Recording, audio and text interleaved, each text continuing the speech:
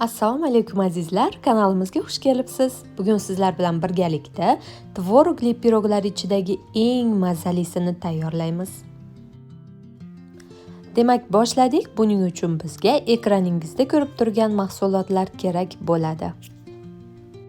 500-550 gram unga sovutgichdan endigina chiqarilgan 250 gram sariyog'ni qirg'ichdan chiqarib, bir xil holatga kelgungacha aralashtiramiz. Unli massaga 10 gram qabartma tuzi, 10 gram achitki qo'shib, yana bir marta aralashtiramiz. Eslatib o'tmoqchiman, men to'g'ridan to'g'ri unga qo'shiladigan achitkidan foydalanganman.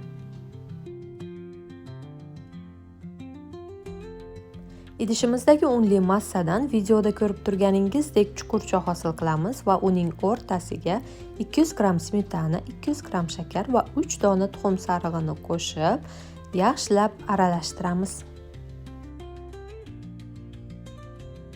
Va xuddi videodagidek ko'rinishda qo'lga yopishmaydigan, biroz qattiqroq bo'lgan xamir qoramiz.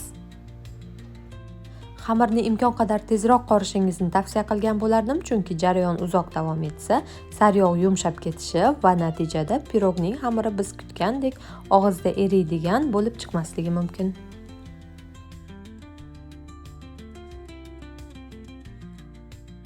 Tayyor xamirga biroz un sepib, selofanga solamiz va yarim soat mobaynida muzlatgichda, agar uzoqroq qoldirishga to'g'ri keladigan bo'lsa, sovutgich qismiga qo'yib tindirib olamiz.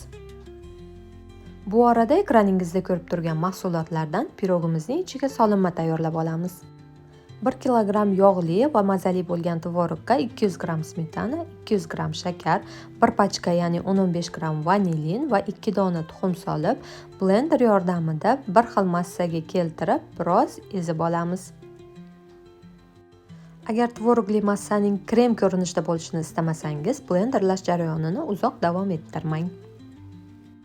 Endi esa muzlatgichdan tayyor xamirimizni olib, biri kattaroq, ikkinchisi kichikroq bo'lgan 2 bo'lakka bo'lib olamiz va kattaroq xamir bo'lagini duxovkamiz listi o'lchamida yoyib olamiz. Ta'kidlab o'tmoqchiman, ushbu pirog retsepti juda ham katta bo'lmagan, o'rtacha yoki kichikroq o'lchamdagi duxovka listiga moslangan. Mendagi duxovka list ham bu retsept uchun biroz kattalik qiladi aslida. Shu sababli video oxirida ko'rishingiz mumkin, pirog biroz pastroq bo'lib chiqqan. Agar duxovkangiz kichikroq bo'lsa, pirog yanada ko'rkam va ideal ko'rinishda chiqadi.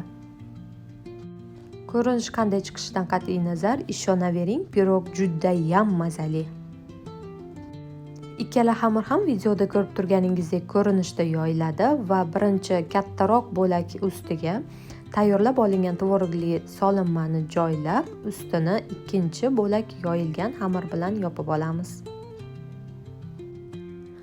Xamirning chetlari yopishtirib chiqilib, ustiga tuxum sarig'i surtiladi va oldindan qizdirilgan o'rtacha darajadagi, ya'ni 170-180 darajadagi duxovkada usti tillarang bo'lib qizarib pishgungacha taxminan 35-40 daqiqa davomida pishirib olinadi.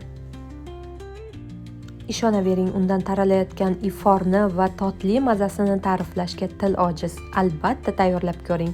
Kanalimizga obuna bo'ling va do'stlaringizga ham ulashing.